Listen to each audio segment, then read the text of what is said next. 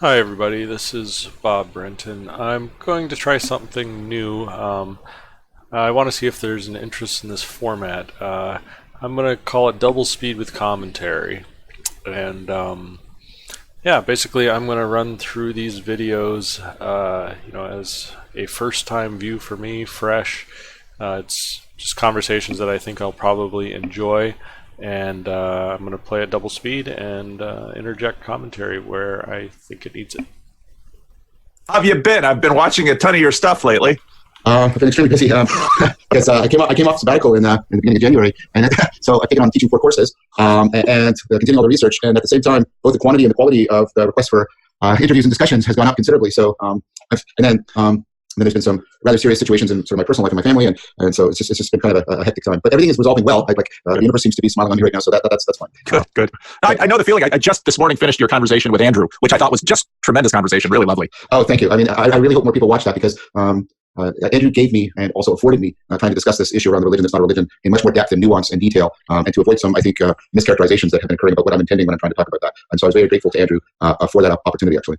Well, communication is really hard. I mean, you can do 50 hours of video and think, I'm just touching everything. Yeah, that's for sure. I mean, it's interesting in that, as I turn from after the mini crisis towards after Socrates, I'm just realizing, wow, I know it sounds pretentious and hubristic to say. The 50 hours only sort of skimmed on the surface. If I really want to get into that, some of your viewers are probably going, oh no, he's already so dense. So what I can promise them this time is I'm not going to try to be as expansive. I'm trying to really zero in, much more limited historical philosophical scope, much more limited sort of cognitive science scope, and a clear sort of practical aim running throughout. And I'm hoping that will, and also not as long, only 20 episodes. So that should hopefully help people somewhat. I'm also in the process of starting to film some instructional videos, how to do Vipassana, how to do metta, things like that for people. So how to do, the journaling I've been talking about, how to do, authentic discourse, because I've been doing so much participant observation and reading and learning about it, practicing with people. And then I'm also just going to do a lot more of these discussion videos where I meet with people and discuss and upload them on my channel. So I'm going to try and give people, because I appreciated some of the, I don't even call them criticisms, there's somewhere between comment and criticism where people are saying, this is challenging the way you're presenting this. And so I'm going to try and give people a more varied style, more variation in the styles of presentation. So hopefully that will make the material more accessible and also generate more discussion. So that's the intent at least. But the best laid plans. So we'll see. Yeah. Well, and I appreciated your comments with Andrew about the fact, I think you and I in that way are sort of in the same boat, so there's my pastoral job and identity and task and role, and then there's this other thing that over the last 2 years has sort of come up. And in some ways they're together, because a lot of what I do is, I would call ministry in the conversations I have with people and working through the ideas. And there's a long, and I mean, Martin Luther was both a university professor and a monk and then a pastor. So there's a big tradition with these vocations. Yeah, that's for sure. Yeah, I definitely do that. Do share that with you, that sense. I also share with you the sense of, I guess everybody maybe sees themselves this way. I don't know. I'm worried about confirmation of my side bias, but you have explicitly declared yourself a moderate, which means, as you said, to be in between. And I find myself that I constantly feel like I'm in between religious people and the atheists, the new atheists and the Enlightenment thinkers. And that sometimes is a lonely place to be. But part of it is just I'm too old to change, I suppose, in some ways. But part of it's also that I am by vocation, by inclination and vocation and now training. I'm a person that works on the boundaries, right, on the connections. So that is where I'm at home. So I did appreciate when I think it was the most recent one you did, where you said, like, I'm a moderate, and you sort of had that look of like, I know. You don't make the purists happy on either side. I mean, no, it's very problematic. So there's a lot we could potentially talk about here.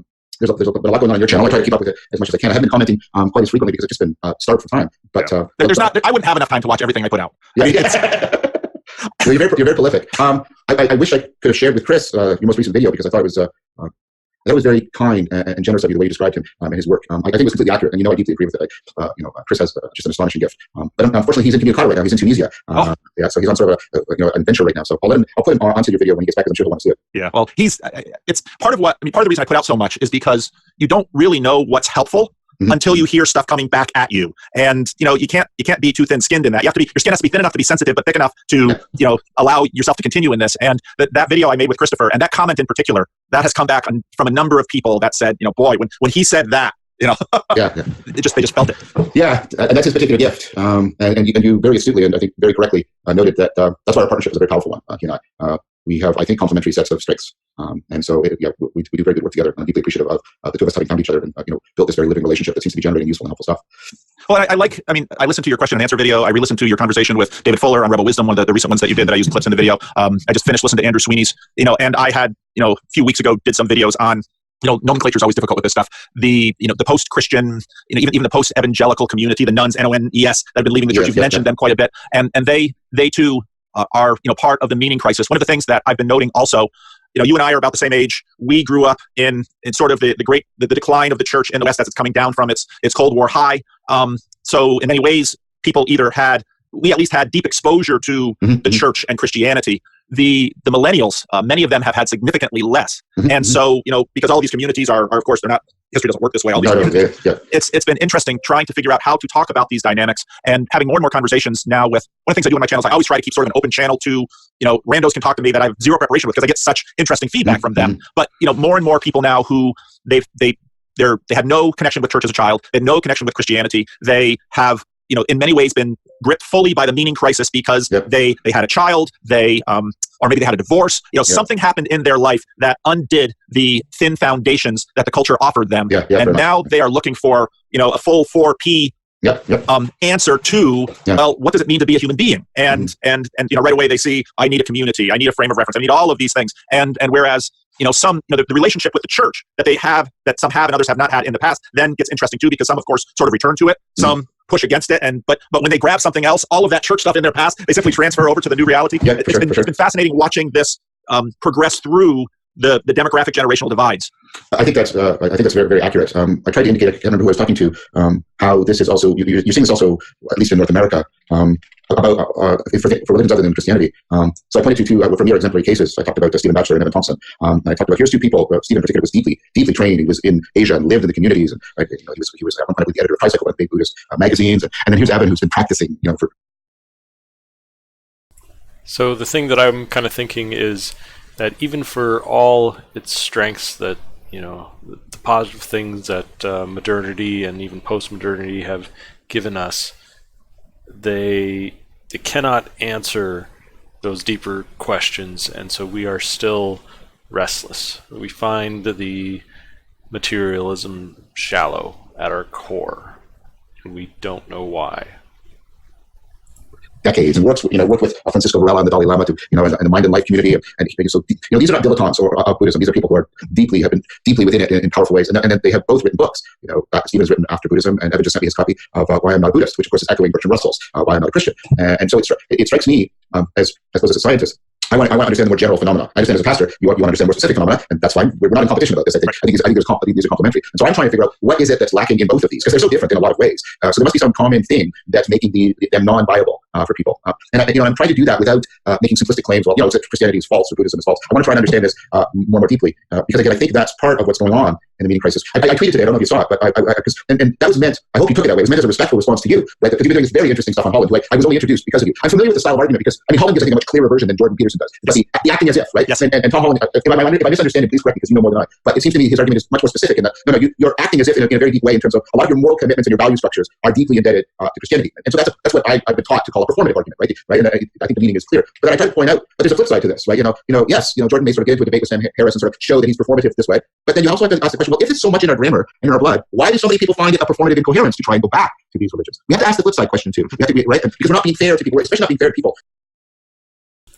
I think the answer is because in the past, Christianity has become dualistic. So it is always God, this being, is now angry at us, or and it's not taught in the non-dual way where it is recognizing God as the ground of all being and you participating in that through creation, like you are a part of this creation and one with the ground of being of God. And so I think that's why many people have abandoned Christianity, because as soon as you approach reality from a dualistic standpoint, then it's good, bad, right, wrong, and tribalism in and out. And I think people are kind of at the limits of their tribalistic desires. We don't want that anymore. We can't have a tribalistic version of Christianity.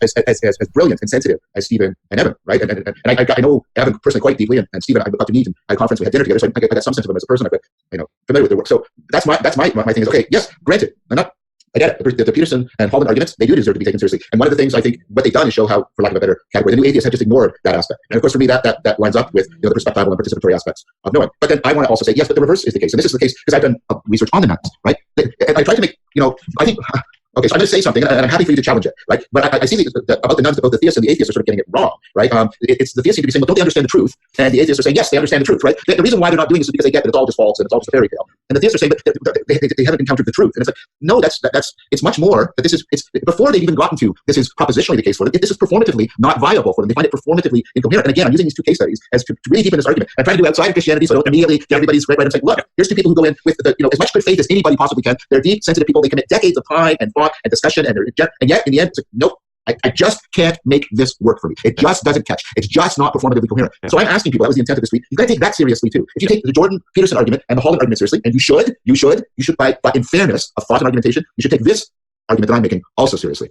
I think that's right. And I really appreciate, again, in some of the last videos mentioning Batchelor and Thompson, because that then, part of the difficulty, obviously, in the West is that Christendom and the church and Christianity has been so pervasive and formative and deep that we can't see without it. We can't understand. And then when you walk into the ongoing, what I think is the culture wars, a Christendom civil war, in many ways, then locating this dynamic, saying, look, here are people dealing with this as, why I'm not a Buddhist after Buddhism. It's going to show up a little bit in the sermon video that I'll do today, my Rough Draft for Sunday video. But I ran into a video on YouTube of someone doing on the street arguments with the Japanese about religion. And you listen to these Japanese millennials, and they might as well be millennials anywhere in the United States or Canada. And so I deeply appreciated when you answered the question in your question and answer about the need for this. That we're obviously we can never fully get our minds, hands, heads, sight around what we're dealing with. It's just obviously always too large. But this is a worldwide thing. It's obviously deeper in some places than others. It's definitely connected with the Enlightenment. It's connected with all of these things that sort of got permeated throughout the world via colonialism.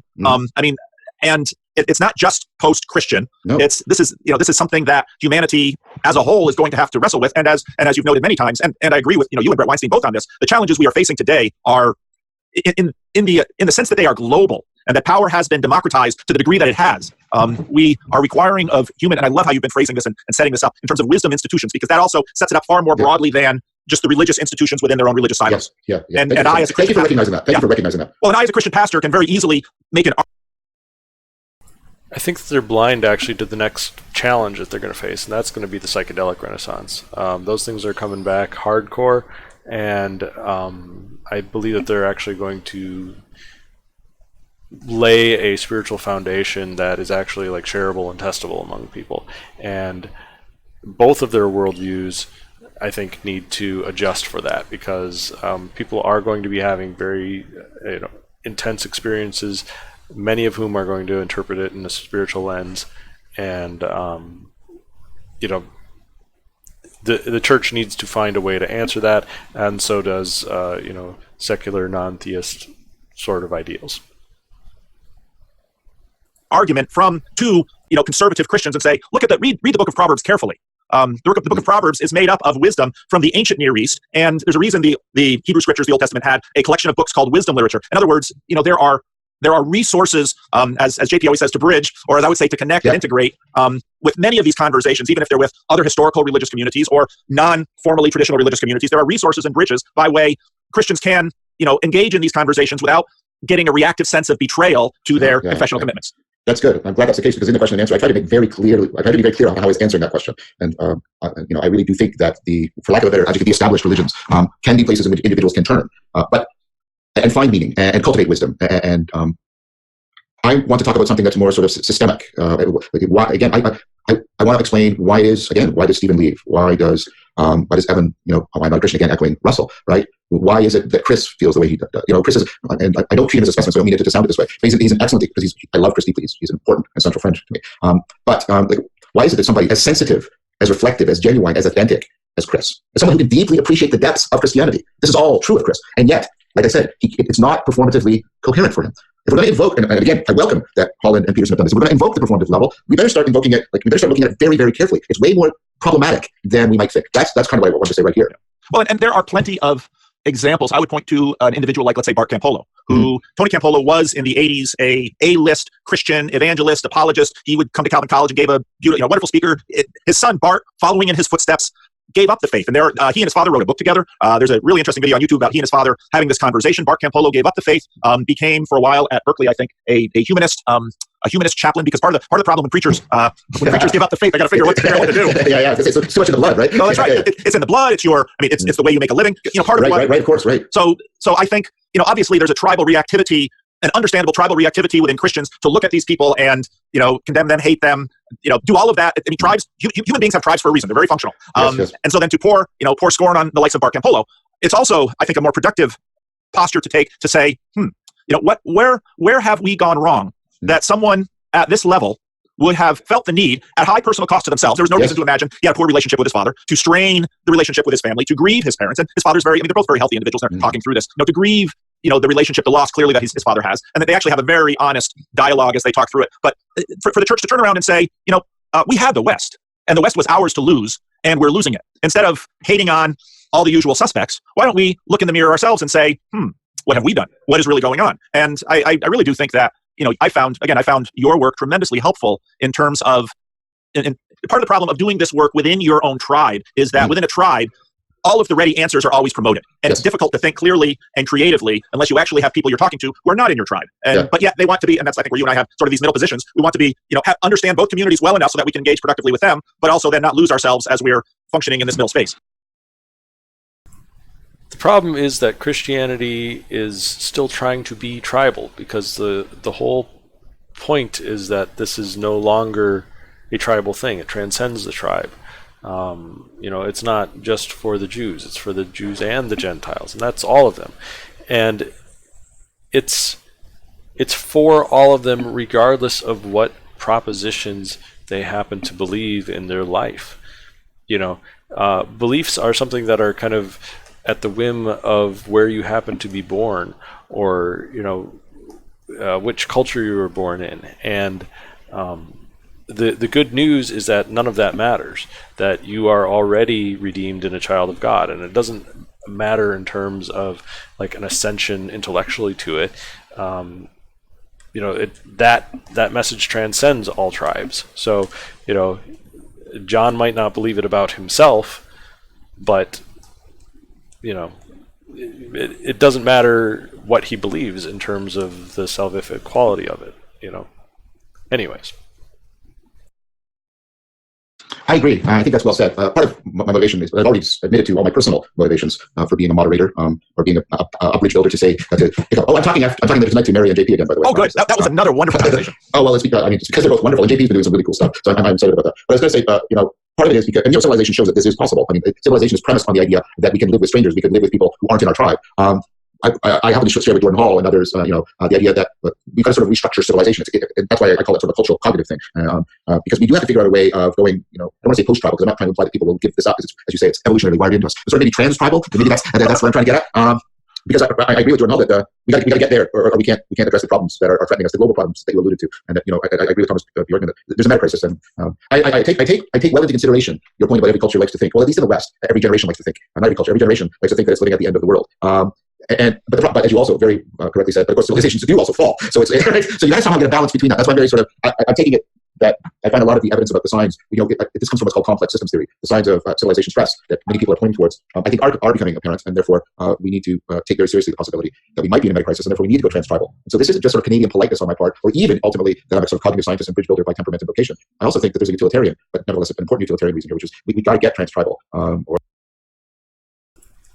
Yeah, this is why I said that psychedelics are going to take the world by storm, because one of the key experiences in the psychedelic experience is the unity and oneness with everything. It is the most transcendent trans-tribal experience that you can have, and it sticks with you, and you don't look at the world the same again. The trees on the outside are your lungs. They're a part of you in a very literal way when you have one of these experiences. And it changes you at that level, and it can transcend tribes in that way. Or we're not going to get what we need. We're not going to get the collective intelligence, or even more importantly, the collective rationality and the collective wisdom we need in order to solve these problems. I wanted to say something about that because I think I haven't checked a video where we did a conversation with Jordan Hall, and Jordan paused and made an editorial note, and I just want to reinforce it because we were talking about this performative aspect. And I tried to caveat it ahead of time because I didn't want to be insulting, but I just want to reinforce it now because he stopped and said, John doesn't mean this. And I just want to reinforce that because he was talking about, we're talking about how I forget the name of the book, the Innovator's Dilemma is the title, and you get this change in which innovation gives way to optimization. And then I was talking about this, I talked about other people like this with Sean and others, you can get reciprocal narrowing until you get something that's collectively very analogous to addiction. And Jordan was giving an example of like oil, how oil is easy at first and you get all this innovation, and then because of diminishing returns. But the thing is, precisely when we're sort of getting the most we can from the oil, we're actually the most dangerous, because what we've done is we've reciprocally narrowed so that it seems impossible to us that there could be a world without oil, and all of the infrastructures, and think about the car, and the ways of life, everything is like, and that's like addiction. And then I asked this question, and I tried to copy out and say, I acknowledge the light side, but then I said, but is there a way in which we're also sort of addicted to Christianity in the West? And I didn't mean, you can see why I'm worried, right? I can't understand why you'd be worried with a statement like that.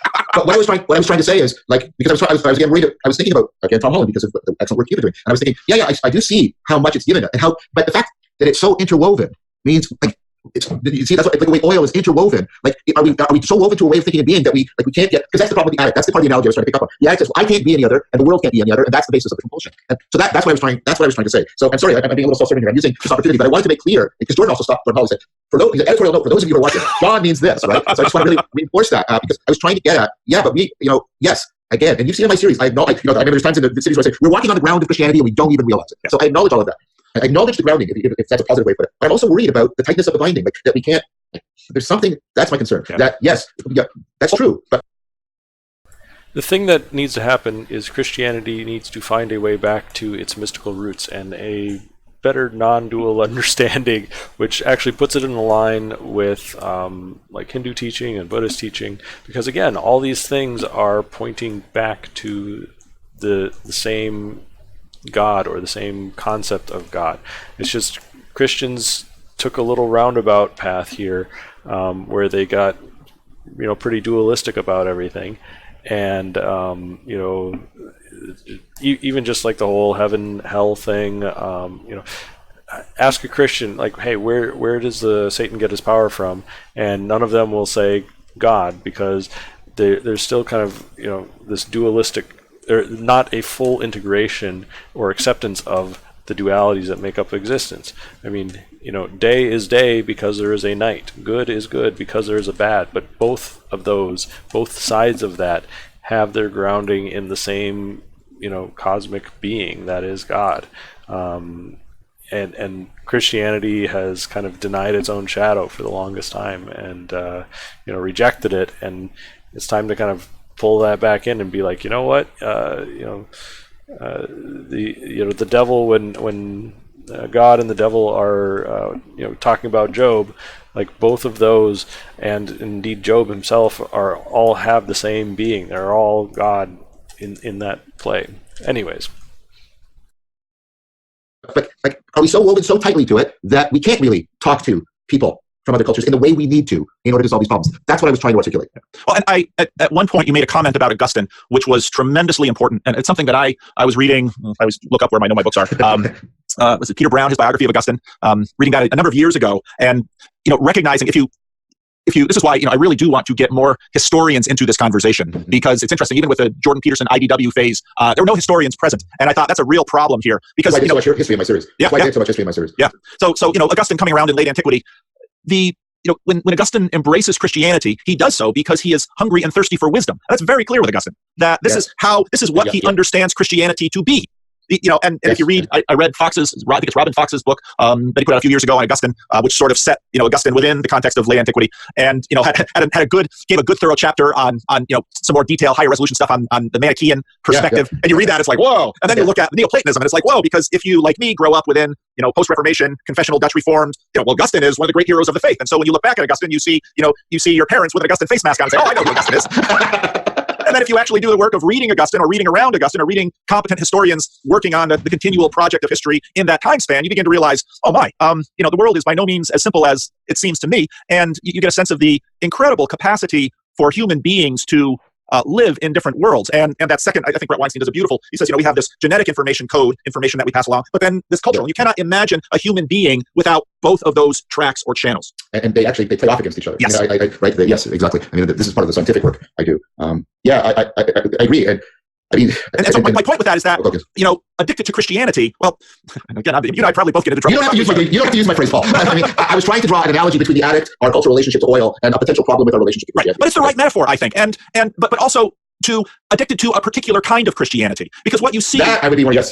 Because so I'm a pastor, and I am always dealing now, especially my parish is all over the English-speaking world right now, and I am walking with people as they continually do the work of, okay, so they have this world, and then they have this faith, and this faith is obviously encapsulated very heavily in propositional truths, but also very much in these other ways of knowing, which are not anywhere near as manipulable as the propositional statements. I mean, we people, I watch people deconvert from Christianity, and I think, yeah, you used to be a fundamentalist Christian, now you're a fundamentalist, all these other things. Yeah.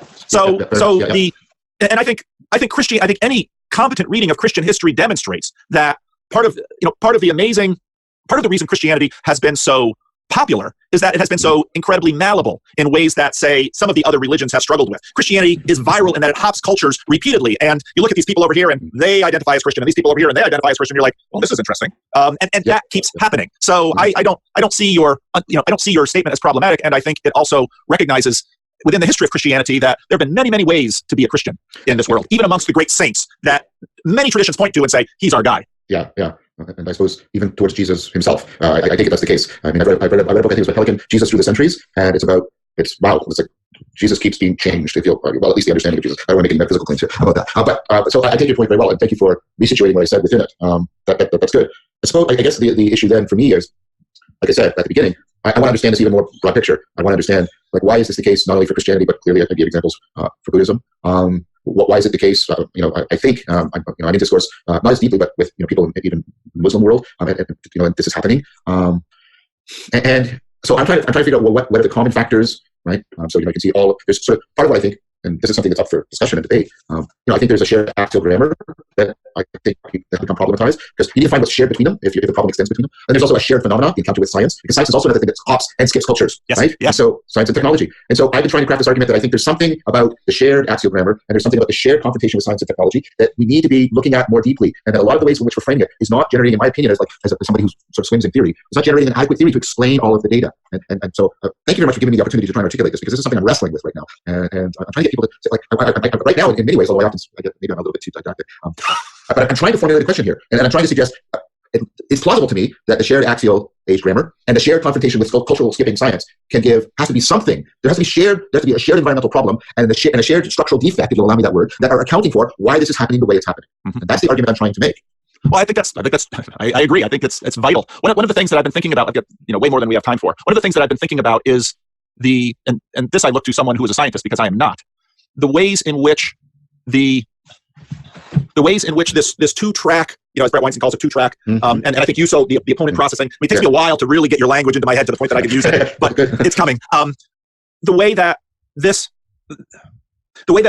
ontology of a human being, as we understand a human being to be today, doesn't continually lend itself to certain kinds of dualisms, such as a two worlds mythology. Again, and I've used this in my sermons and with my poor congregation. Are these, I don't have lab rats, I have a church. I don't come back to Hoppy. Yeah, I was going to say. None of them watch YouTube. They're all too old. Okay. But again, for an older congregation, and we talked about this before, the sort of the narrative identity that they have, which doesn't age because it's a narrative, just like the idea of love doesn't age, whereas every instance of love, as C.S. Lewis says, either dies with death or betrayal. And I wonder the ways in which these dualisms, like you have heaven and earth, and these things that keep. Obviously, they were developed at some point in the axial age. I wonder if these things, how persistent these things will be, simply given the kinds of creatures we are. Well, that's a good question. Wow, that's a really good question. First of all, I want to try to give a clear indication of where I speak, because I think you guys, all the people that were sort of addressed in here, I don't know what the correct designation of them, the audience, the viewers, the followers, they tend to see me as sort of bringing.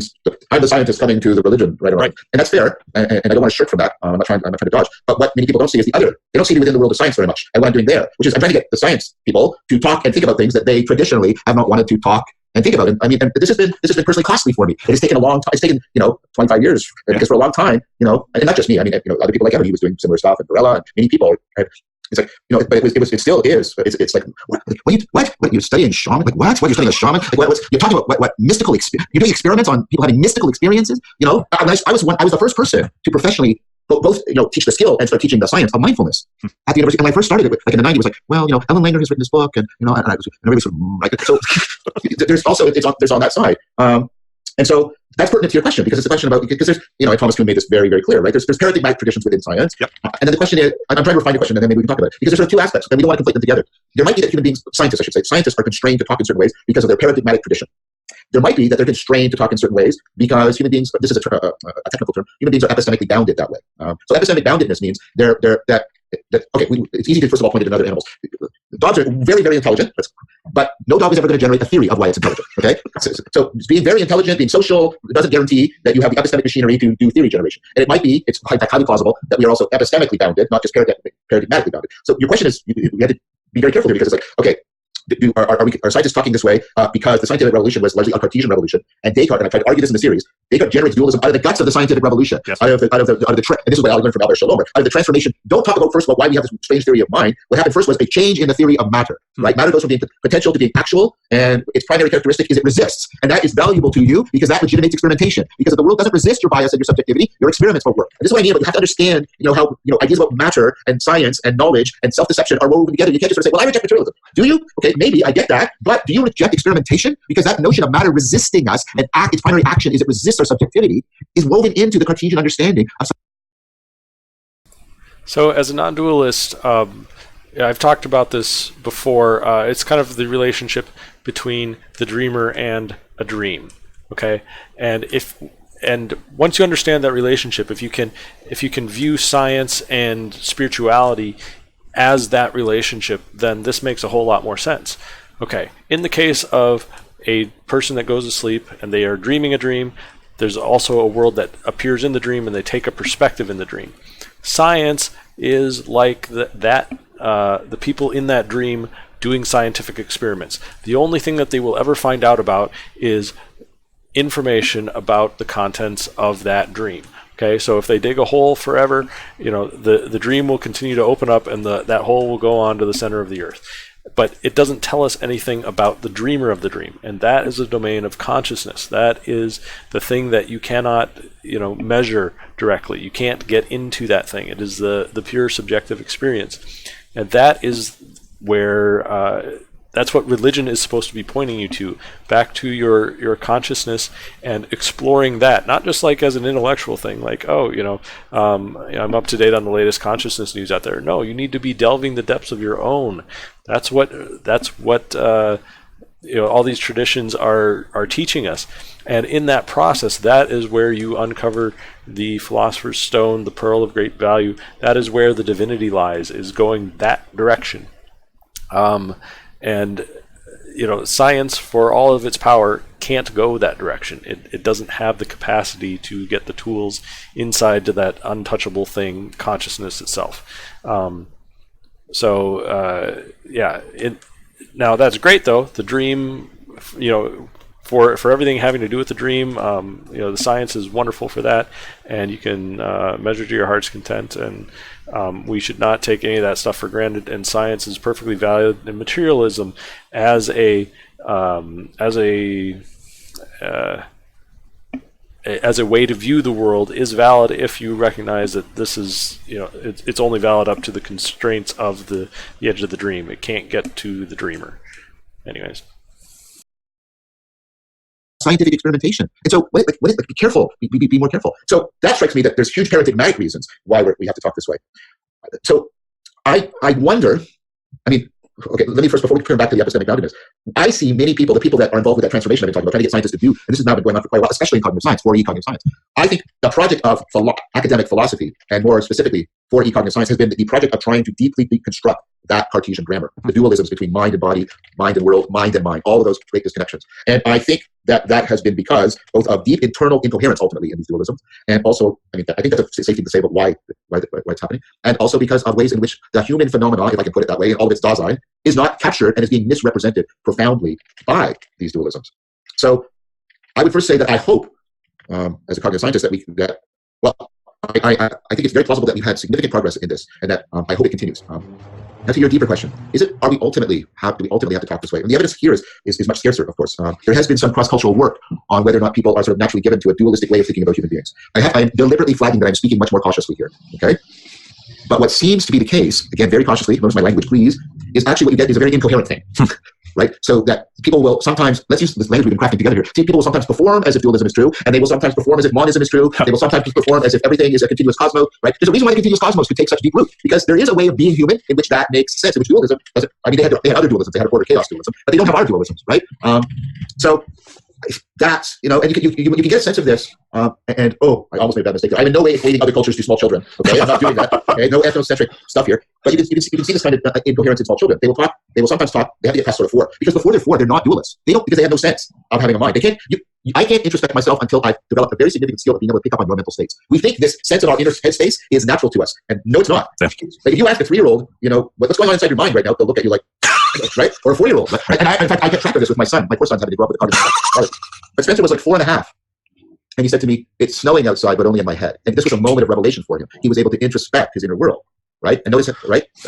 And then there was another moment where he came to me and he said, I have a backwards thing in my head. I'm like, what? And what he meant was he'd done enough narrative that he could do autobiographical memory. He had to learn that way. It's not natural to us. Yes. And he had to point, and he said that he could do mental time travel. And then it was really cool. Just one more part about this. I love stories like this. I've got 5 kids, and 2 of them are actually really young, around the age of 2 and less, and it's fun to watch their transition. And there are these moments where it's like, aha, you have grown up, you have leveled up, you have learned something.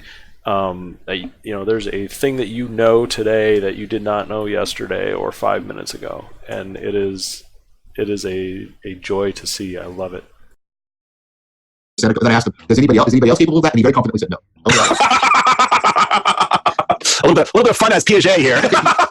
Well, and I think one of the things that I thought about is how, part of what's so fraught about all of these conversations is that, again, and I thought your series, your series did it so well in terms of recognizing, okay, what's a problem? What is relevance? Yeah. How are these things, how are these things deeply embedded yet unseen in all of these processes that we are forefronting and able to share? Figuring, we don't even really, it's difficult for us to know what a human being is. Yes. And so, we look at these things in children. One of the things hopefully we'll be, I'm going to have a conversation with Tom Holland coming up in February. Excellent. And so I've been, trying to get through as many of his books as I can in anticipation of that. And I began the Forge of Christianity or Christendom. I began that last night. And he begins with this, the great story of Henry and Gregory at Casanova, I never get the fort, but he says, right here, in a sense, the idea of progress, the idea of progress takes the field and, wins the West. And you just stop and you think how many of us that is, it's just simply so built into us, we can't see it. One of the most, people talk about wisdom. One of the things I'll often recommend to people when they get out of university or in their 20s, I'll say, don't just go and be a tourist in another culture. Go live in another culture for 5 or 10 or 15 years and learn another language deeply and pay attention to the people in the ways that they think differently from you and their assumptions are different from you. And so this will hopefully breed within you a deep humility. Yes. At all sorts of levels. So I think that's excellent advice. That's very excellent. So I hate to always have to give qualifications, but these qualifications are around everything that we're processing because what is a human being and these capacities that we have and we naturally line up these capacities into hierarchies because that's what actions demand. And just on. So I know you've got a deadline, so I want to respect that. But there's one more thing I wanted to kind of throw at you. I can go for about another 15 minutes. Okay, good. One of the questions that you took in the question and answer, which I thought was very interesting, when they asked about, which as a pastor I really laughed hard when the question was asked because it is my life. How can you make someone else be wise? It's like that's kind of my job here, and I don't know. I've been doing it for 30 years, but but then in your answer, you mentioned, well, here at the university, you have the authority of a professor, you have the authority of that office. As a parent, you have the authority of that office, and it really made me ask the question, what is authority? So all the postmodernists are getting out the knives right now. That's right. Why stop now, John? We have knives all over the place. They can only kill us once. I mean, a part of it, and I do want to. Authority is an illusion. We are all equally a part of God's being. Now we have different roles and different, roles, personas that we play, and those come with different degrees of competency and ability. But at the end of the day, all things are equal in the sight of God, and all things are redeemed. So whatever we think authority is, it's a part of the dream. It's not something fundamental to reality.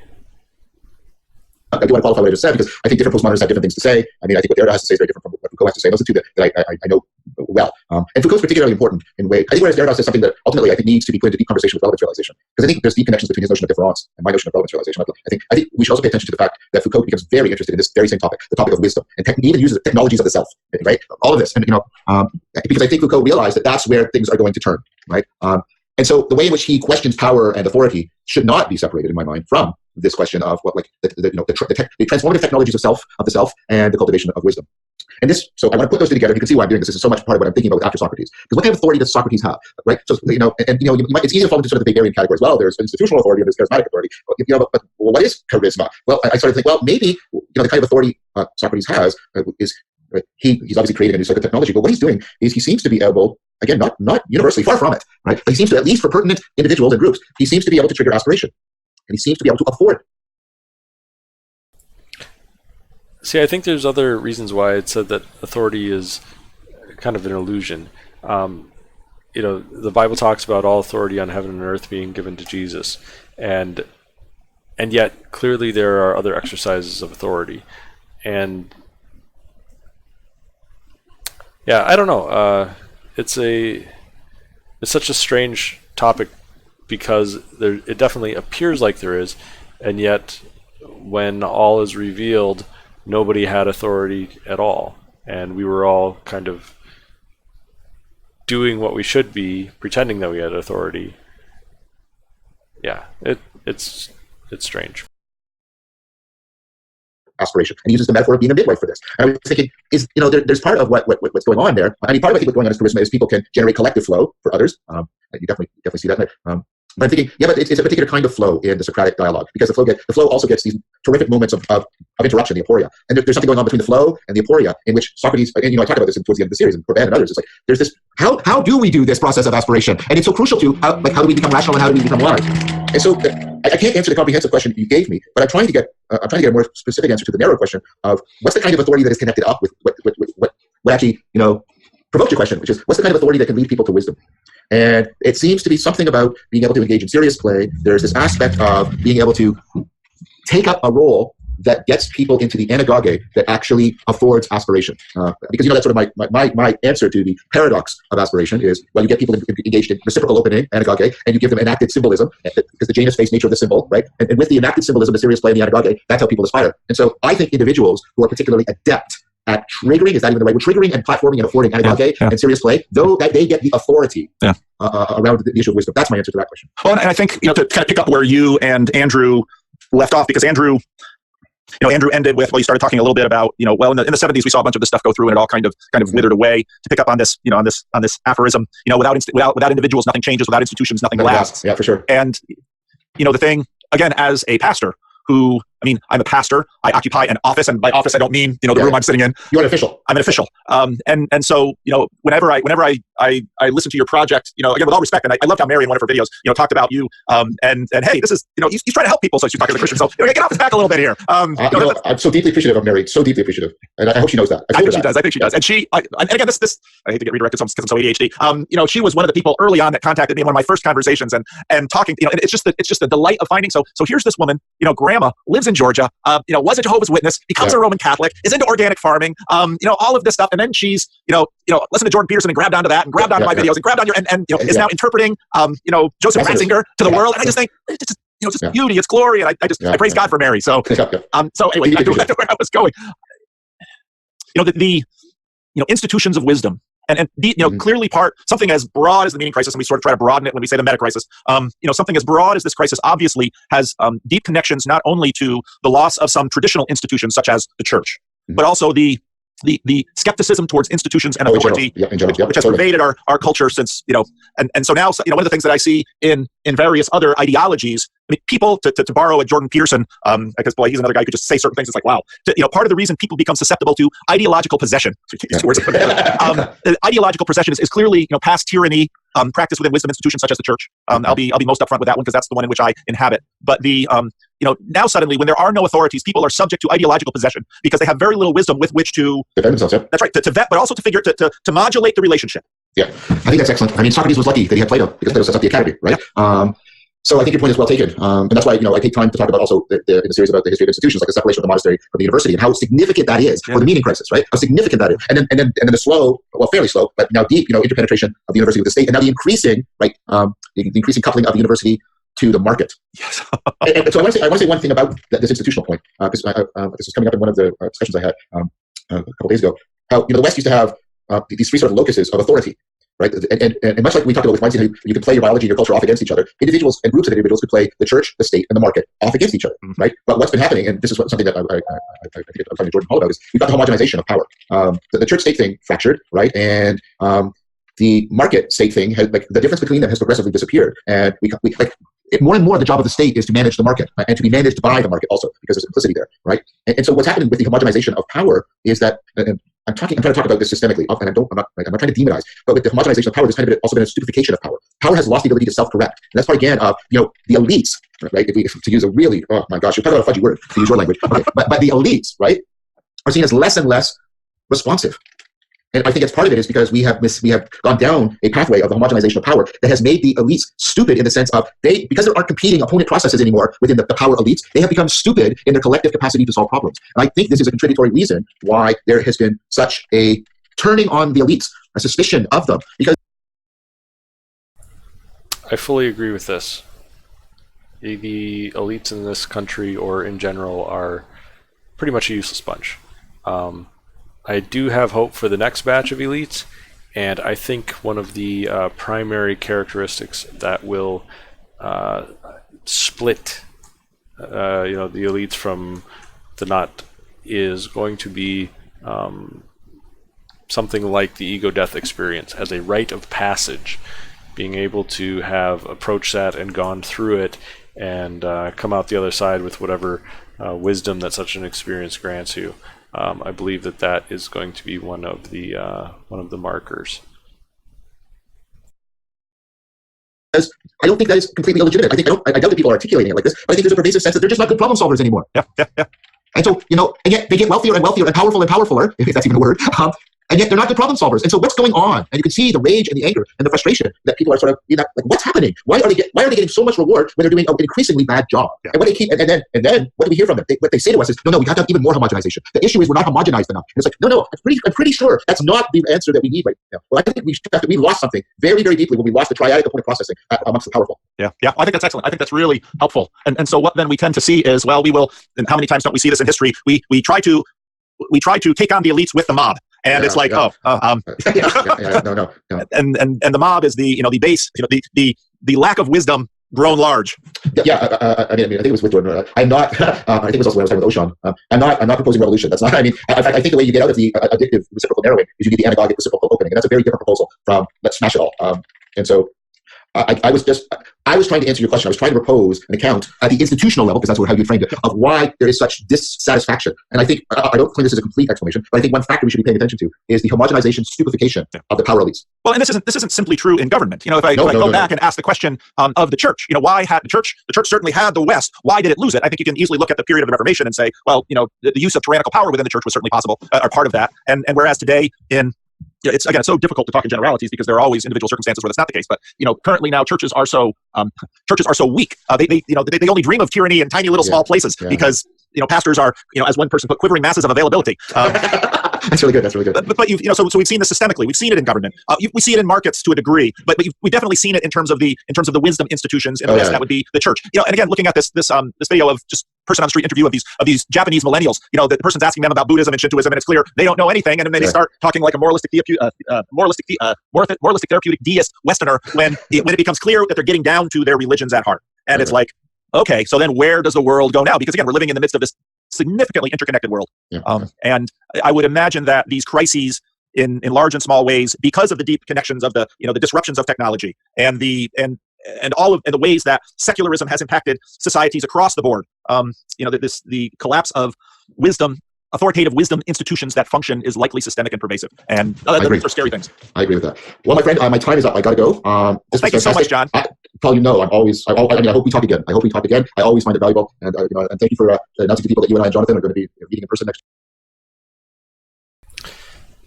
And thank you all for joining me for, I guess this is the first episode of NonDual DoubleTime. I think that's the name that I'm going to go with. Anyways, hope you enjoyed it, and I'll talk with you all later.